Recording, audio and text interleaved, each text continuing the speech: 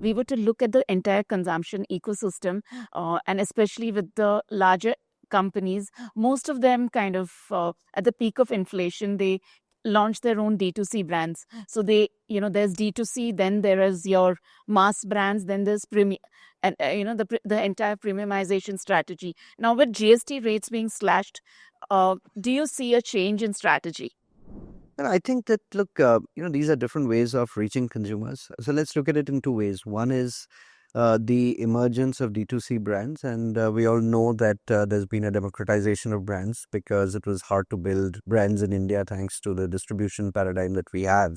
And it's very expensive, and not too many people have the money, both in terms of demand generation, marketing costs involved, as well as the costs of building distribution. So it's a bit of a chicken and egg that somebody has to break into. Quick commerce, e-commerce, all of them have given that platform for more brands to sort of be offered. That's also led to, the prior period led to complacency on the part of some of the large companies in terms of innovation or moving with where the consumer preferences are. But I think there's a very interesting line that I picked up, which says that the thing between an incumbent and a startup is that the startup must get distribution before the incumbent gets innovation.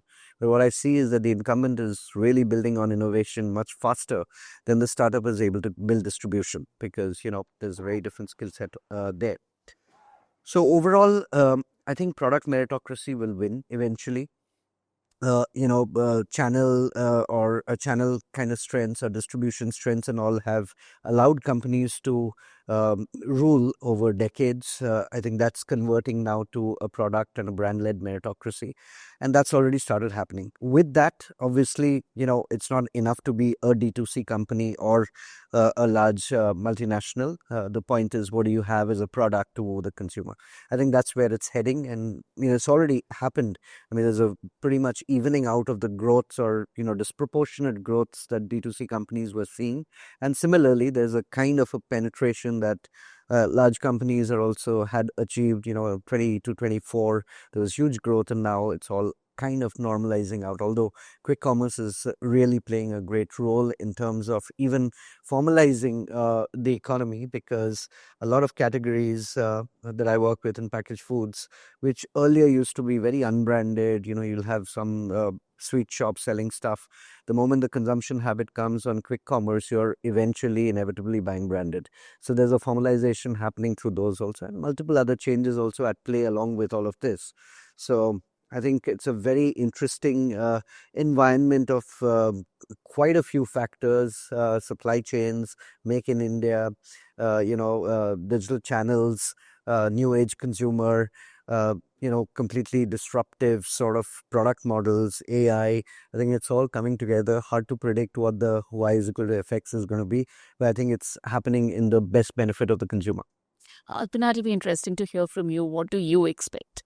So, we're still talking about sliver of the market. The e-commerce, I think I've been hearing it for the last 15 years, how it's going to grow and gallop, and how large parts of India are digitally already connected and they're going to be buying online.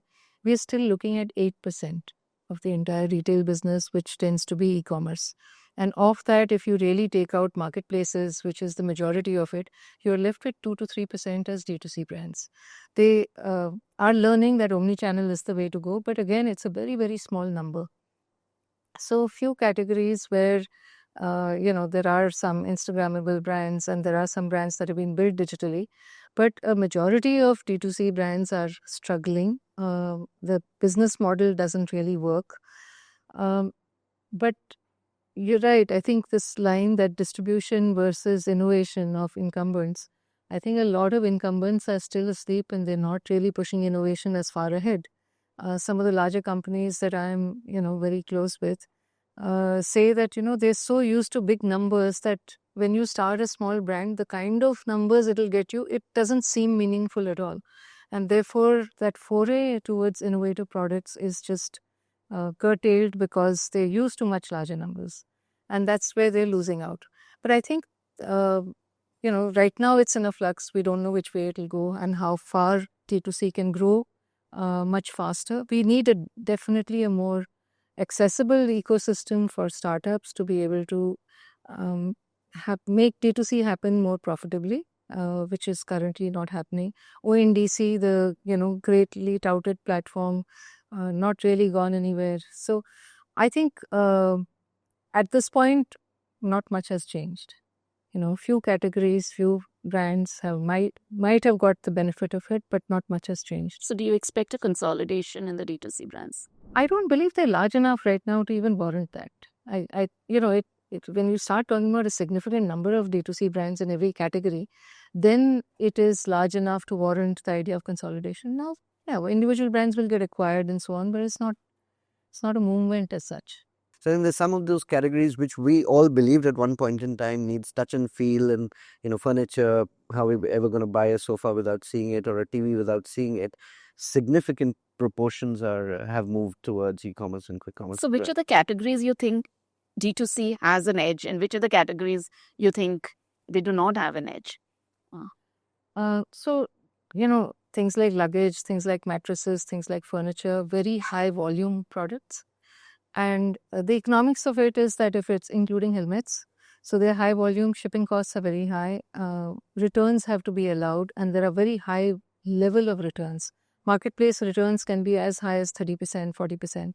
So the economics of it right now is that all the brands believe that there is a model out there where they will eventually make money. But I'm not sure who's making money, because the marketplaces are not making money. The quick commerce companies are not making money. The brands themselves are not making money. So at this point, it seems like a pie in the sky that I think a lot of D2C brands are chasing. And therefore, finding more, finding more models. I think easy capital is drying up, where a path to profit is not visible. So I think keeping that in mind, the newer models that will emerge will be categories which can be sustained on e-commerce, where shipping costs, a lot of the costs are more manageable. There is a margin, there is a path to profit that you can see very clearly. It's not just enough to have consumption or revenue or GMV. Right. One very important aspect that we've had a very inefficient retailing system, right? A kirana store or a small store, or even somebody wanting to open a 3,000 square foot store, the real estate challenges that are there. I remember, one of the retail tycoons had once told me that the biggest challenge is how much working capital does a small retailer have, how much space does it have, and how does it do justice to the proliferation of categories and brands that has happened.